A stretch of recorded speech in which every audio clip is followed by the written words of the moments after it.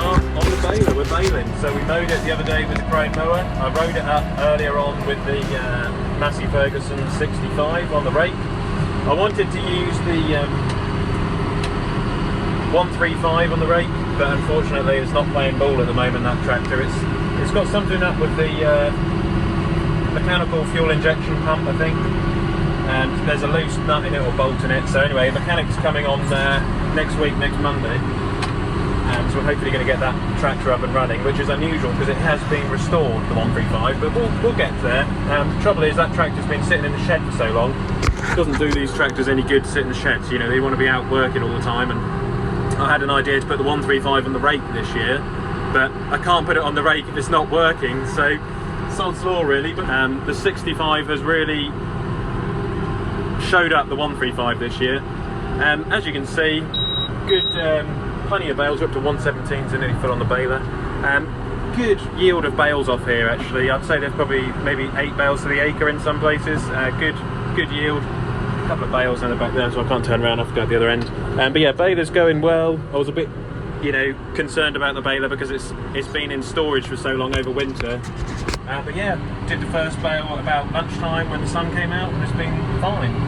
We'll have to wrap all of these bales in the same day, so I won't do this whole field because I won't be able to get it all done in one day, otherwise I'll be up until like 4 in the morning. You see on the bale count there's at the moment 39. I thought I'll maybe do 45 today, do 45 tomorrow, and then see where we're at. But there should be, I'd say with another couple of fields I mowed yesterday, there should be about 100 and maybe 130, 40 bales or something like that off this lot. So just trying to get the tractor to go in the right direction with the baler at the moment. The 6.9 is great on this baler, the 6930, because it's quite a nimble tractor, but it's also got the power to run the baler quite nicely on wet grass.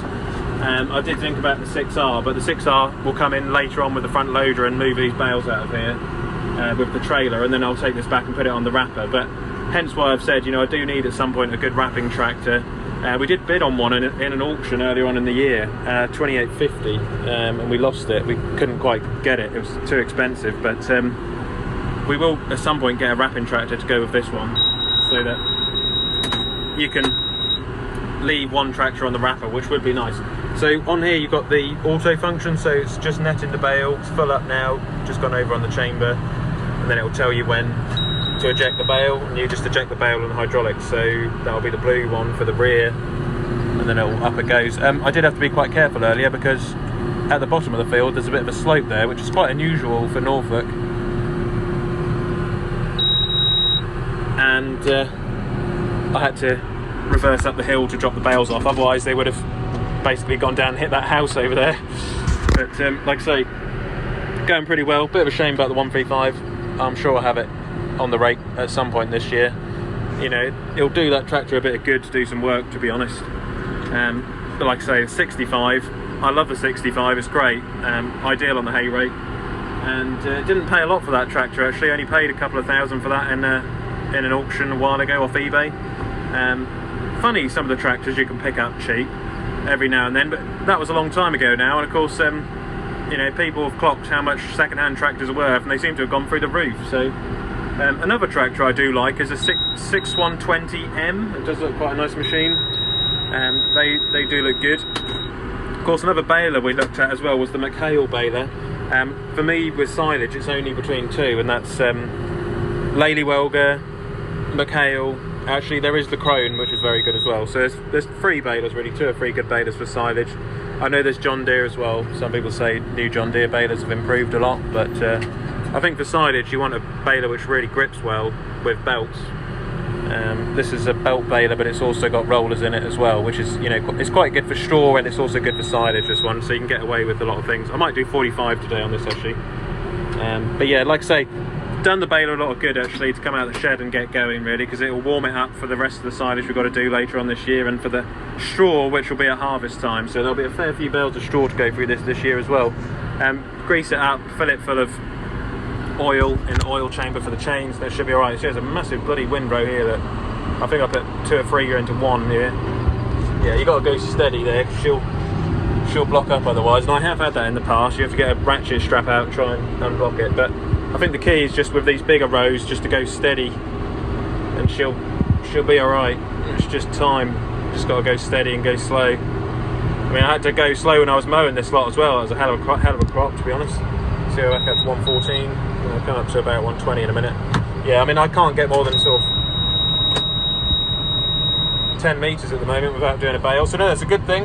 And the bales are coming out, but in a minute we'll go back to the farm, get the tractor, and we'll cart these bales back into the yard. So get these ones ejected. We'll get up to 45.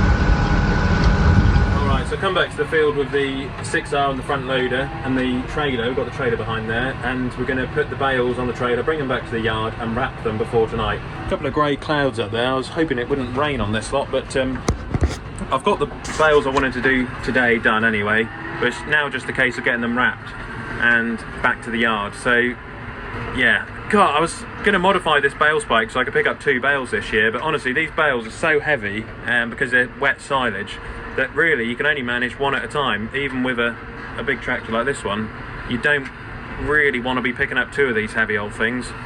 There's a fair bit of weight in them. Yeah, it's a good bit of weight in these. It's bouncing around on the tractor. But the bales, which is the main thing, so I'll come back and bale the rest tomorrow. So I've got to wrap this lot. So you see so much weight in them. Bring that around, go and get another one. That'll be this trailer full up. I was trying to think, if anyone knows, leave it in the comment section. I was trying to think about modifying this trailer so that you could stop the horseshoe from sinking in the ground. I'm going to weld something up to stop the shoe sinking, maybe weld a couple of bars on it or something, just try and spread the surface area of the horseshoe. That's a little idea I had. But yeah, we'll get these back to the yard, and then I'll see you back to the yard when we'll be wrapping and stacking. A lot of people have asked over the years why don't we use a fusion, like bale and wrap them in the field. Well, we just prefer to wrap them in the yard because you can keep an eye on them, and generally they don't get damaged as bad when you're wrapping straight to the stack, so that's why we do it. You can buy those Fendt balers in a combination baler, but yeah, we've always got on well with wrapping and stacking in the yard. So alright, so we're back in the yard. I'm on the teleporter now. I'm using the bale spike to get the bales off because it's just a bit quicker with the twin spike rather than just using one implement like the side squeeze to take one bale off at a time. And I tell you, there is really some weight in these bales. So you've got lift sensors going off on the Massey with boom out. So I wouldn't put the density up too much on the baler. It's on 8 at the moment. I could have gone to 9 or 10, but there's no point going silly on the density because you'll only just over tighten the bales, and then you'll start, breaking net wrap and all the rest of it. So I'd rather do, half decent job, the best job I can do without overdoing it on the pressure. So really happy with how these bales have come out. Got some good weather this afternoon. Yes, I could have finished baling off that lot, but like I say, you'd be up until 4 or 5 the next morning just to try and get it done. So I'd rather do it sensibly than rush it all and mess it up, if you know what I mean. I've been going slow with the baler as well, not to block the baler up. So I did try and have the drone out with the baler. Of course, it's difficult operating the baler and flying the drone. Did it with the mower, but when I'm baling, it's like you've really got to concentrate on that machine, otherwise you'll mess it up. And if you mess it up on the baler, it's a big mistake because that's about a £50,000 baler now. And yeah, there's some big mistakes which can be made. So you've got to go steady, I suppose, is the answer. As they say in Norfolk, slow you down, as they say. So anyway, we'll get these on the wrapper in a minute. Get a few more loads in.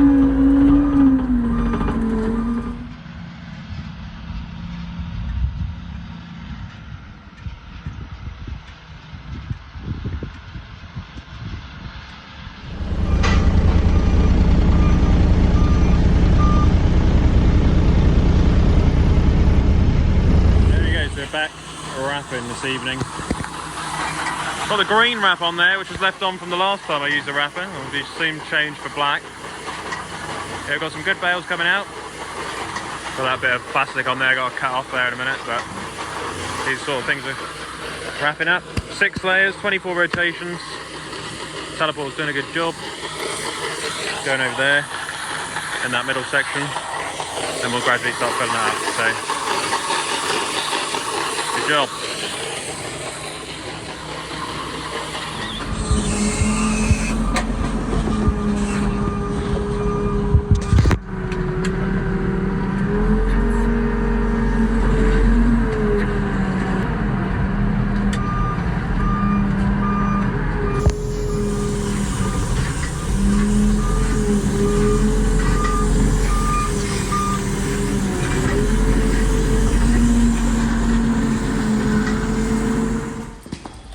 Click here to subscribe to the channel, and click here to watch another Olly's Farm video.